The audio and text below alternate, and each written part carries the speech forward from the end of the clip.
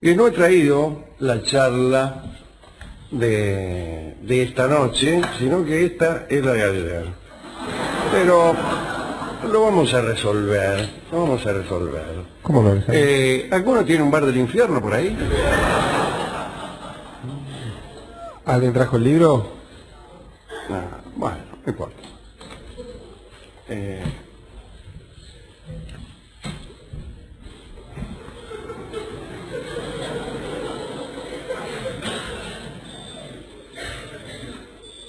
Vamos a ver si es razonable el lugar que ocupamos aquí.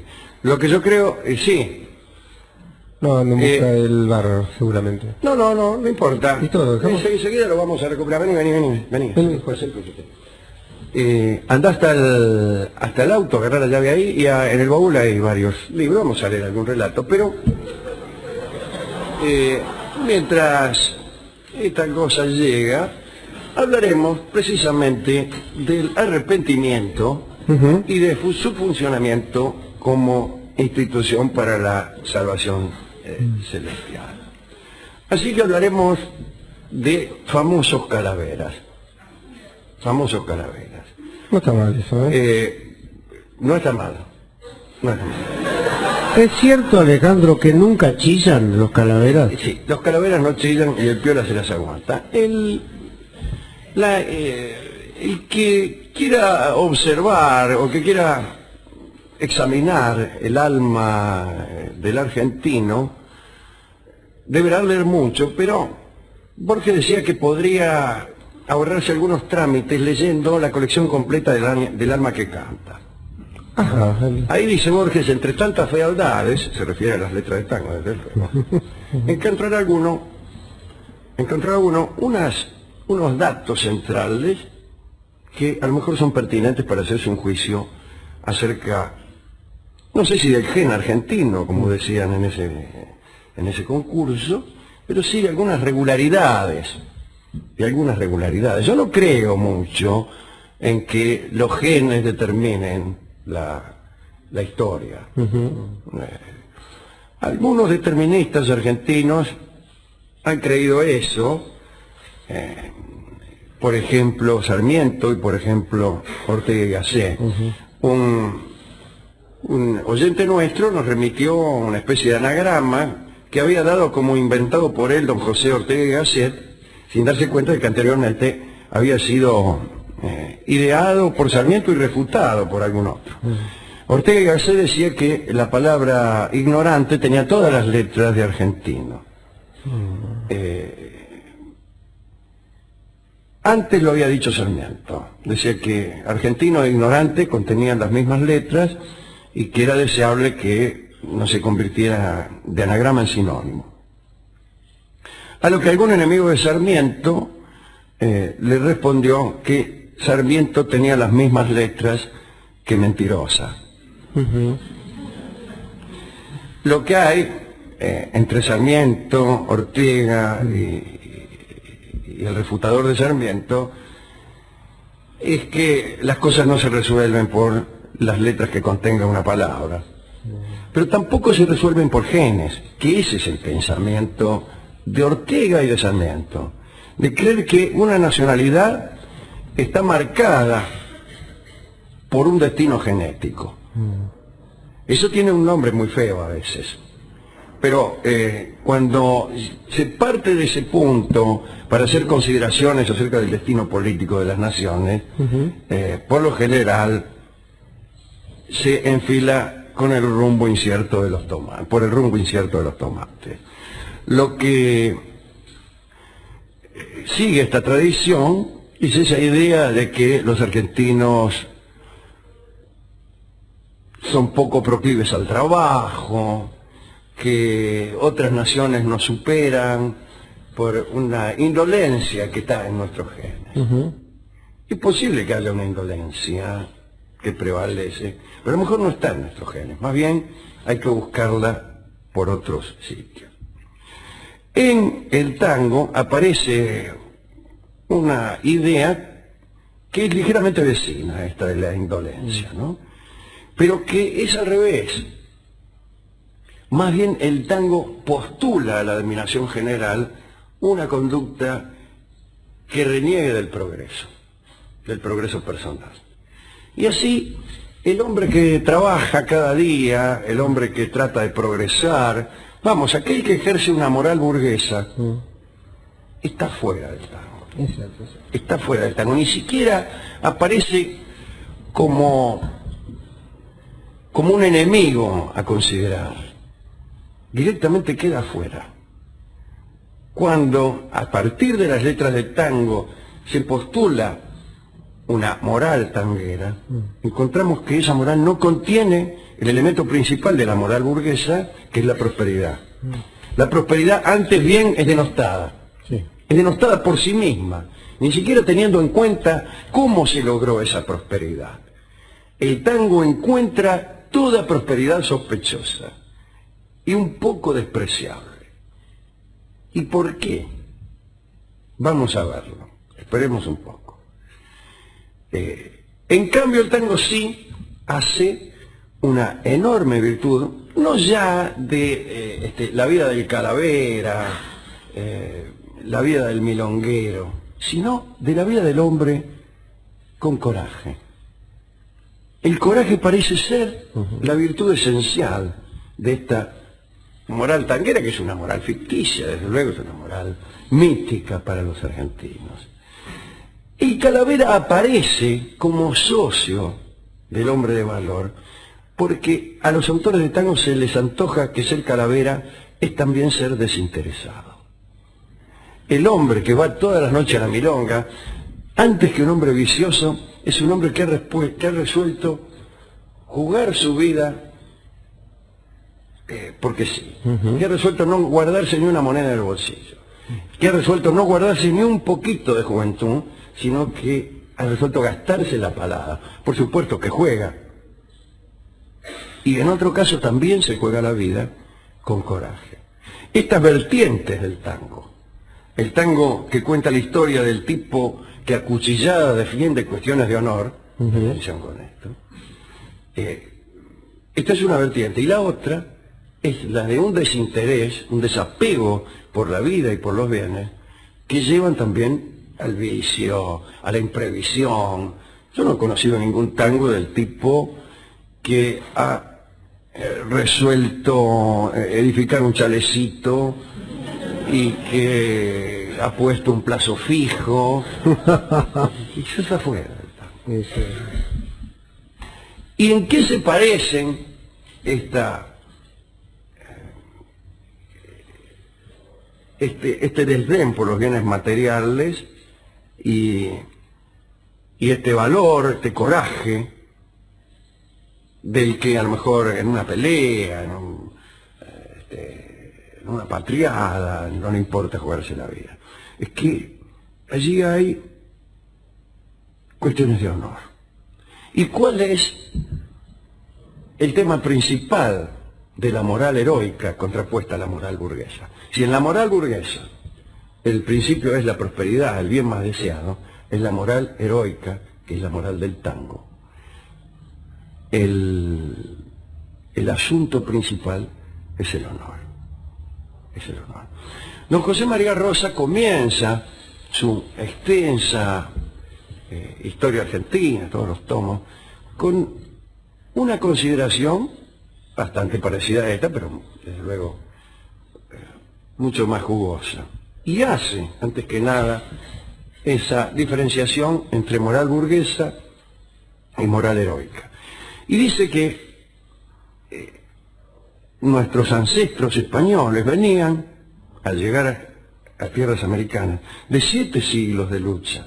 De 7 siglos de lucha contra los árabes que se habían instalado en la península.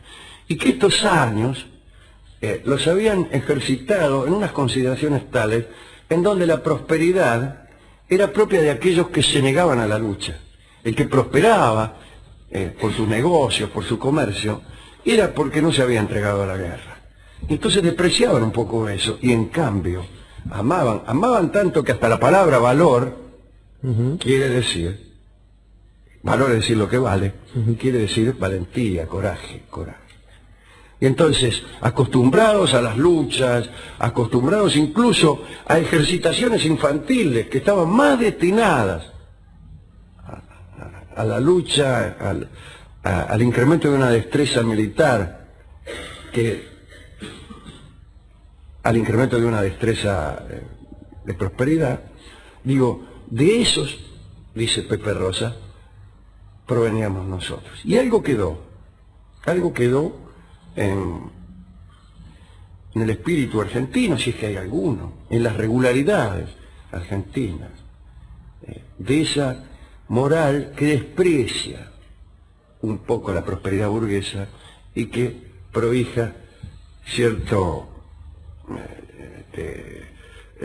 honor, cierto coraje. Ahora bien, todo eso está fenómeno, ¿no? Incluso a nosotros nos simpatiza, mirando hacia atrás, una historia rica en héroes. También nos gusta la España que daba santos y hombres de honor más que filósofos. Pero la vida se va complicando. Y de esa moral heroica que aparece en el alma que canta, ¿no? Queda realmente poco. Y lo poco que queda es detestable. Es decir, desde luego ya no hay personajes de tango que jueguen su vida a una baraja, que hagan un culto del coraje del cuchillo, como decía Borges. Pero la degradación de esas costumbres ha pasado a foros indeseables, como la cancha de fútbol. ¿No?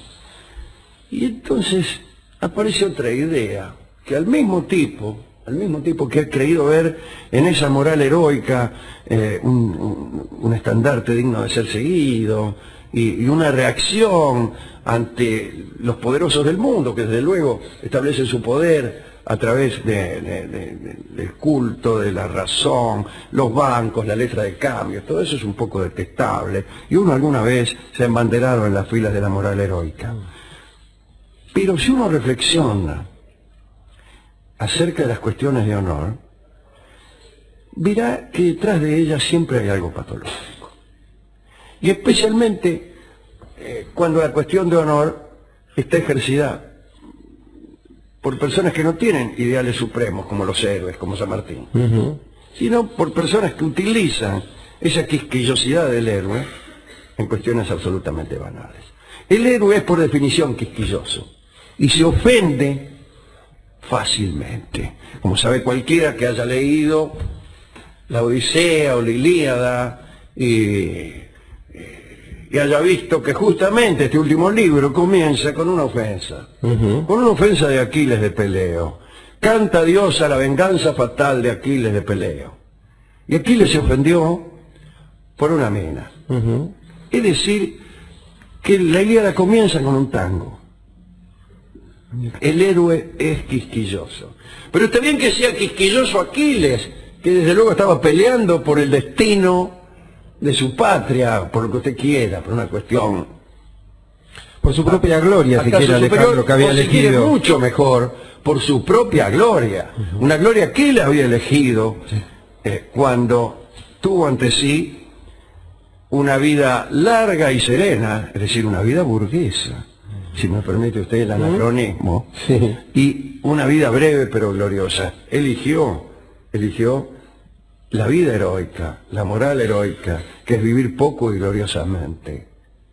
Pero si esa misma quisquillosidad usted la aplica al vecino de al lado, algo malo está sucediendo. Y donde hay entonces ese sentimiento, especialmente cuando ese sentimiento es un poco fuera de lugar, en un ámbito más complejo como es la sociedad actual, ahí algo malo sucede, alguien es lastimado gratuitamente. No nos olvidemos que otros héroes como Agamenón, y como todos ellos, hasta el mismo Ulises, que nos resulta un poco burgués en su sabiduría y en su astucia, pero todos ellos cometieron crímenes espantosos. Y entonces ya la cuenta no nos sale tan redonda. La elección no es tan fácil. Elegir la moral heroica es también hacer una elección artística. La moral heroica gesta libros épicos, historias dignas de ser contadas, y la moral burguesa gesta el noticiero de las 6 de la tarde. Evidentemente, a la hora de hacer una elección artística, uno elige ese camino de los héroes. Pero a la hora de vivir, no hay más remedio que transigir y que admitir que un héroe es un tipo peligroso. Especialmente, insisto, especialmente, cuando la cosa no viene de héroes. Yo desde luego no los aburriré, ya los estoy aburriendo de todas maneras, pero digo, no los aburriré pasando por aquellos tangos que son como un despacho en beligerancia, ¿no? Aquellos, heroica era mi vieja que trabajaba todos los días. Sí, sí. No pasaremos por allí, pero sí por una anécdota que refleja esta peligrosidad del héroe que ya no lucha por su patria, sino por causas banales. Hay un equipo de primera B cuyos hinchas acostumbran a poner la bandera del club, que ha sido, desde luego, convenientemente sacralizada, en la puerta de la cancha. Y cuando viene la hinchada contraria y quiere entrar, no tiene más remedio que pisar la bandera. E inmediatamente se activa un resorte de ofensa en los hinchas de los pesados que están allí, y dice: has pisado la bandera de tal equipo, luego has pisoteado mi honor, se ha producido un conflicto de orden heroico y te matamos. Y ya no sé si me gusta tanto. Yo no sé cómo aplicar eso al principio del libro de José María Rosa. Y entonces ya no sé si me gustan tanto los Aquiles de la primera vez. Y tampoco sé si me gustan los jugadores que apuestan todo a una baraja. Me gustan cuando todo lo que apuestan es de ellos, pero a veces el jugador apuesta cosas ajenas. Y tampoco sé si me gustan los calaveras, los que por seguir una actitud artística entierran a toda la familia. Así que, sin renunciar a mi admiración artística por los héroes, por los que nada guardan, por los que se juegan la vida a una baraja y por los que derrochan su juventud en la milonga, hoy me atrevo a hacer un pequeño reparo a esas vidas. Y acordándome de San Agustín, pienso que a lo mejor la vejez del héroe debe ser reemplazada por la vejez del sabio. No sé si del burgués, pero sí del sabio. Y del hombre que, más que en gestos teatrales, debe pensar en lo que es más conveniente para todos. Así que, ya que nos olvidamos hoy, en un gesto de desapego heroico de la charla inicial, sí, señor, bien vale dedicar esta improvisación a los que no improvisan, a los que abandonan esa actitud que tanto admiran los argentinos, de desapego, de descuido, de supuesto desinterés belgraniano, que a veces no es otra cosa que irresponsabilidad. Y entonces me gustaría dedicar, desde mi poca profesionalidad al haberme olvidado la charla correspondiente, me gustaría dedicarla a los que sí son responsables, a los que se preparan, a los que estudian, a los que actúan con sabiduría. Desde luego,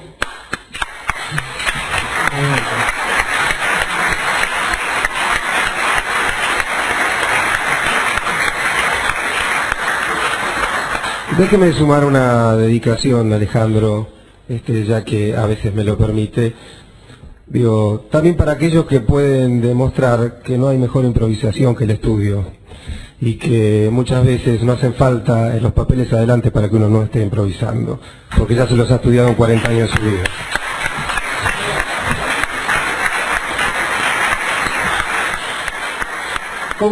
¿Con qué podemos ilustrar esta pequeña recorrida que hemos hecho para ver qué hacemos de nuestra vida? A ver si cuando salimos de aquí nos vamos a pelear a muerte con el otro novio de nuestra novia, Sí. o si por el contrario nos vamos a poner a estudiar un poco.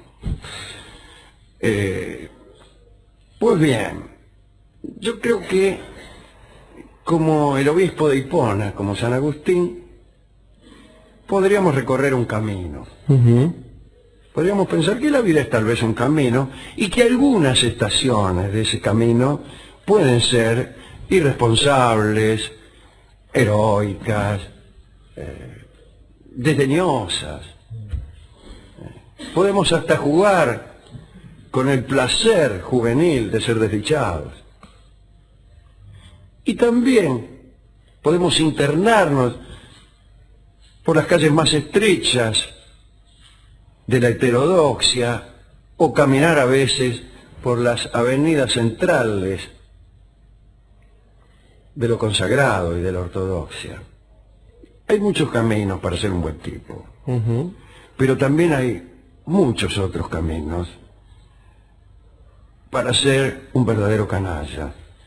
Y son caminos tentadores, caminos que a veces tienen nombres gloriosos, como la patria, como la libertad, como el honor. Que no sea que transitemos avenidas de iniquidad tentados por una gloria que no está. Tratemos entonces de convertir nuestra vida en un caminito amable, tal vez menos pretencioso, apenas en un caminito soleado, que será la canción con que ilustraremos esta pequeña improvisación y que cantará desde el mundo del tango don Carlos Gardel.